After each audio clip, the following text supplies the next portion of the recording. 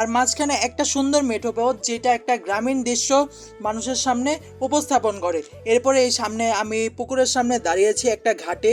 এরপরে সামনে একটু আগালেই আপনারা দেখতে পারবেন হচ্ছে গিয়ে সাধু বাবার মন্দির, যেটাই আর কি সাধু বাবার মন্দির নামে পরিচিত। আর আশ্রমটা সবাই সাধু বাবার জন্যই বেশি মানুষ চিনে থাকে। এই হচ্ছে গিয়ে একটা বট গাছ, যেই বট গাছের নামকরণে সাবার পঞ্চবটী আশ্রম হয়েছে। এখানে 5 মাথাল আর কি বট গাছ আছে।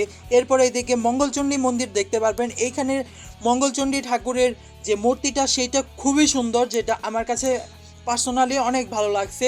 এরপরে হচ্ছে গিয়ে আমি আপনাদেরকে একটু বটগাছটা ভালোভাবে দেখে নিলাম। তারপরে হচ্ছে গিয়ে আপনারা এই মন্দিরের আর কি সাধু বাবার মন্দিরের উপরের নকশাটা দেখতে পারছেন। এরপরে একটু কিছুক্ষণ হাঁটলেই দেখতে পারবেন যে আপনারা দশভুজা মন্দির, মানে মা দুর্গার মন্দির। মা দুর্গার মূর্তি এখানে রয়েছে। মা দুর্গার পূজা হচ্ছে গিয়ে বাসন্তী পূজা আর যে অক্টোবর মাসে যে দুর্গাপূজাটা হয়, এই দুইটা পূজা এখানে হয়ে থাকে। আর এইখানে হচ্ছে গিয়ে শিব মন্দির প্লাস কালী মন্দির দুইটা একসাথে আছে। এক পাশে শিবের মূর্তি, আরেক পাশে কালীর মূর্তি আর কি, দুইটা মন্দিরের মধ্যে আপনারা দেখতে পারবেন। এরপর একটু সামনে আগালে দেখতে পারবেন হচ্ছে গিয়ে শনি মন্দির, যেইখানে প্রতি শনিবারে হচ্ছে গিয়ে গ্রহদেবের পূজা করা হয়।